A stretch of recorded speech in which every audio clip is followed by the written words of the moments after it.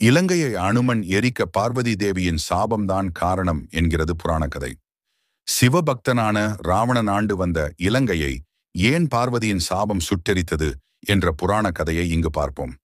எல்லா வளமும் நிறைந்த தங்க நகராக ஜொலித்த இலங்கையை குபேரன் ஆண்டு வந்ததாகவும் அவரிடமிருந்து அரக்க சகோதரன் இராவணன் பறித்துக் கொண்டதாக புராணக்கதை கூறுகிறது.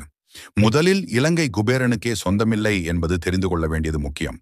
மாறாக தங்க நகரக இலங்கையை சிவபெருமான் மாதா பார்வதி தேவியின் ஆசைக்கு இணங்க உருவாக்கினார். ஒரு முறை பார்வதி தேவியின் அழைப்புக்கு இணங்க மகாவிஷ்ணுவும் லட்சுமி தேவியும் கைலாயத்திற்கு வந்திருந்தனர். அங்கு குளிர் மிக அதிகமாக இருந்தது. குளிரால் மகாலட்சுமி நடுங்கிக் கொண்டிருந்தார். அப்போது ஒரு அரச குமாரியான நீங்கள் எப்படி இங்கு குளிரில் தங்கியிருக்க முடிகிறது என பார்வதியை நோக்கி லட்சுமி தேவி கேட்டார். இதை கேட்டு தாய் பார்வதி வருத்தப்பட்டாள். இதன் பின்னர் லட்சுமி தேவி சிவன் மற்றும் அன்னை பார்வதியை தனது வீட்டிற்கு வைகுண்டம் வருமாறு அழைத்தார். சில நாட்களுக்கு பிறகு லட்சுமி தேவியின் அழைப்பிற்கிணங்க வைகுண்டம் சென்றனர் சிவபார்வதி. வைகுண்டத்தின் அழகை பார்த்து வியந்த பார்வதி தேவி அதே போல ஒரு அரண்மனையை கட்ட வேண்டும் என ஆசை அவள் மனதில் எழுந்தது. பார்வதி வைகுண்டத்திலிருந்து கைலாஷ மலையை அடைந்த போது சிவபெருமானிடம் ஒரு அரண்மனை கட்டும்படி கேட்டுக்கொண்டார். திருநீரை பூசி கைலாயத்தில் மிகவும் எளிமையாக வாழ்க்கையை நடத்தக்கூடிய சிவபெருமானுக்கு அரண்மனை தேவையில்லை என்றாலும் அன்னை பார்வதி தேவியின் வேண்டுகோளுக்கு இணங்க வியத்தகு தங்க அரண்மனையை இலங்கையில் கட்ட விஸ்வகர்மாவை பணித்தார்.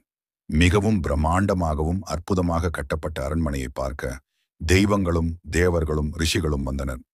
சிவபெருமான் பார்வதி தேவியின் அழைப்பை ஏற்று இலங்கையில் கட்டப்பட்ட தங்க அரண்மனையை தெய்வங்களும் முனிவர்களும் வருகை தந்தார். தவங்களை செய்து மிகவும் சக்தி பெற்ற ராவணனின் தந்தை ரிஷி விஸ்ரவா தங்க அரண்மனையை பார்க்க வந்திருந்தனர். இந்த அரண்மனையை பார்த்தபோது விஸ்ரவ முனிவரின் மனம் திகைத்து போனது.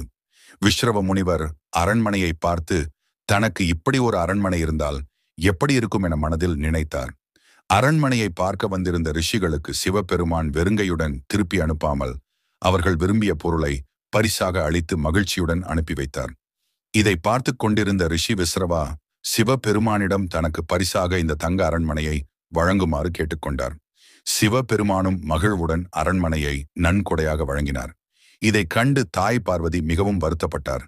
தனக்காக கட்டப்பட்ட இந்த அரண்மனையை தனக்கானதாக ஆக்கிக்கொள்ள நினைத்த விஸ்ரவ முனிவர் மேலிருந்த கோபத்தில், இப்போது வேண்டுமானால் இந்த அரண்மனையை உனக்கானதாக இருக்கும், ஆனால் வருங்காலத்தில் இந்த அரண்மனை மட்டுமல்லாமல் அந்த நாடே எரிக்கப்படும் என சபித்தார்.